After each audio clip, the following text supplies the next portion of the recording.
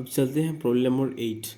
Problem number 8 में बोला है taxable income of let out house is ₹70,000 if no loan is taken for construction of house then the net annual value of house will be। बोल रहा है कि आपका let out जो calculation कर चुका है, वो लोग बोला है कि कैलकुलेशन करने के बाद बोल रहा है कि लेट आउट हाउस का जो वैल्यूएशन आया है 70,000 आया है और उसमें से कोई आपको लोन कुछ नहीं लिया है, तो आपको नेट एनुअल वैल्यू निकालना है, मतलब बैक कैलकुलेशन करने बोल रहा है। तो बैक कैलकुलेशन हम लोग फिर से हम लोग क्या वर्किंग नोट की तरफ जाएंगे।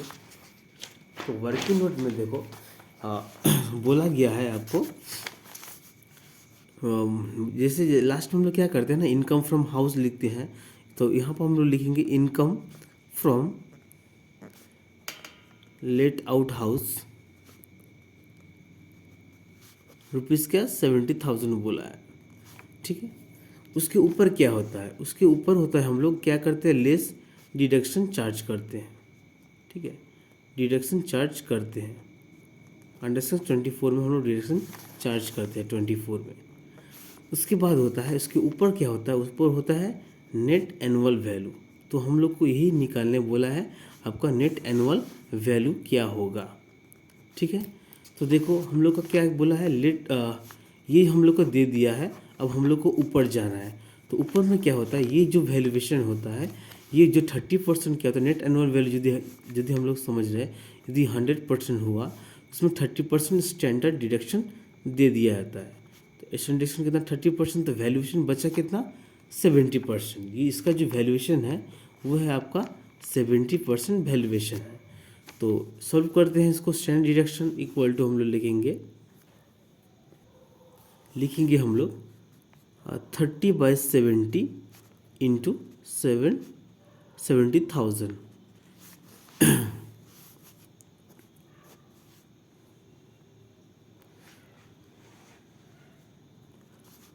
इक्वल टू 30,000 आ रहा है। अच्छा, तब क्या हम लोग ऐड करते हैं, ऊपर से हम लोग क्या करते हैं, नीचे आते तो लेस करते हैं। अब हम लोग नीचे से ऊपर जाएंगे तो क्या करेंगे, ऐड करेंगे।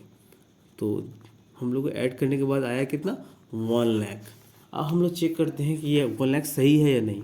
देखो यदि वैल्यूएशन 1 लाख आया तो उसका स्टैंडर्ड 30% होगा, तो 30% 1 लाख का 30% करोगे तो 30,000 ही आएगा।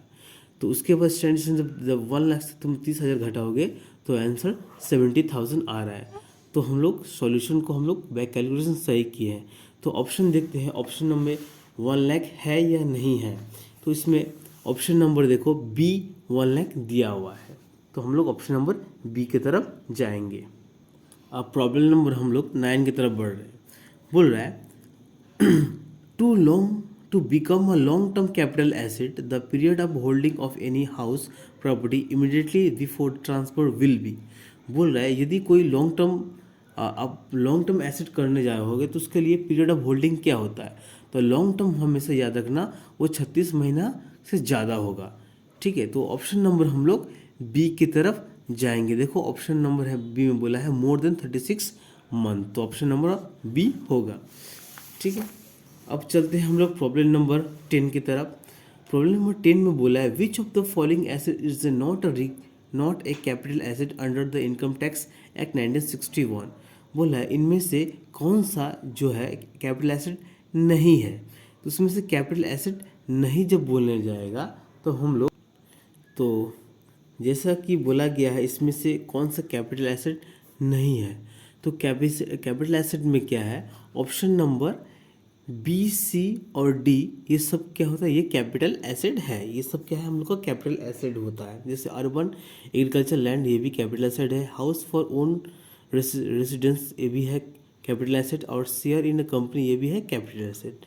तो इसमें से नहीं बोला है, तो इसमें स्टॉक इन ट्रेड जो होता है वो कैपिटल एसेट नहीं पकड़ा जाता है, ठीक है। उसके बाद क्वेश्चन नंबर हम 11 की तरफ जाते हैं। बोला which of the following is not treated as transfer under the income tax act 1961। बोला इसमें से जो कौन सा आइटम को हम लोग ट्रांसफ़र नहीं बोलेंगे। सेल भी होता है ट्रांसफ़र, एक्सचेंज भी होता है ट्रांसफ़र, रिक्लूजमेंट भी होता है ट्रांसफ़र। जो गिफ्ट जो होता है वो ट्रांसफ़र नहीं होता है, ठीक है। ये क्यों नहीं होता है, ये होता है आदमी खुशी से देता है किसी को, इसलिए ऑप्शन नंबर हम लोग डी की तरफ जाएंगे। ऑप्शन नंबर डी है गिफ्ट, वो जो ट्रांसफ़र नहीं होता है। अब चलते हैं हम लोग क्वेश्चन नंबर 12 की तरफ। क्वेश्चन नंबर 12 में बोला है under the income tax act 1961 capital gain arise from the transfer of which of the following assets. इसमें बोला है नीचे जो ऑप्शन दिया है उसमें से कौन को हम लोग ट्रांसफ़र करेंगे तो वो कैपिटल एसेट कहलाएगा। तो एनी एसेट्स ये नहीं होगा, any asset, any capital assets, land और बिल्डिंग और शेयर्स, ये ऑल इनमूवेबल और मूवेबल प्रॉपर्टी होगा। बोल रहे इनमूवेबल जो जिसको हम लोग मूव भी कर सकते हैं और नहीं भी कर सकते हैं उसको भी हम लोग कैपिटल एसेट बोल सकते हैं, या लैंड बिल्डिंग और शेयर उसको बोल सकते हैं, या एनी कैपिटल एसेट उसको बोल सकते हैं, या एनी एसेट को हम लोग क्या बोलते हैं कैपिटल बोल सकते हैं। तो इसमें से बोला है कि सवाल में कौन किसको हम लोग ट्रांसफ़र करेंगे तो वो कैपिटल गेन कहलाएगा। तो बोला है ऑप्शन नंबर 1 एनी एसेट, कोई भी एसेट को यदि हम लोग ट्रांसफ़र करेंगे तो हमारा वो कैपिटल एसेट बोला जाएगा। तो ऑप्शन नंबर हम लोग ए की तरफ जाएंगे। देखो 2022 में प्रॉब्लम नंबर 12 के साथ एक ऑप्शन भी दिया गया है। ऑप्शन में क्या बोल रहा है ऑप्शन में बोल रहा है which of the following asset will be treated as long term capital asset if that assets is sold after 41 month from the date of purchase. बोल रहा है कि इसमें से कौन किसको हम लोग लॉन्ग टर्म एसेट बोलेंगे जो अब जो 41 महीने के बाद सेल हुआ है। ठीक है, इसमें ऑप्शन बोला है share in a company, debenture in a company, या रेसिडेंट हाउस, या ऑल ऑफ दिस। तो शेयर हमेशा 12 का होता है, डिवेंचर भी 12 होता है, या लिस्टेड रहेगा तो वो भी आपका हो जाएगा 36 महीना हो जाएगा अनलिस्टेड रहा तो। और रेसिडेंशियल जो हाउस होता है वो होता है बेसिकली 36 मंथ के ऊपर ही जाता है। तो ऑप्शन नंबर हम लोग सी की तरफ जाएंगे। ठीक है।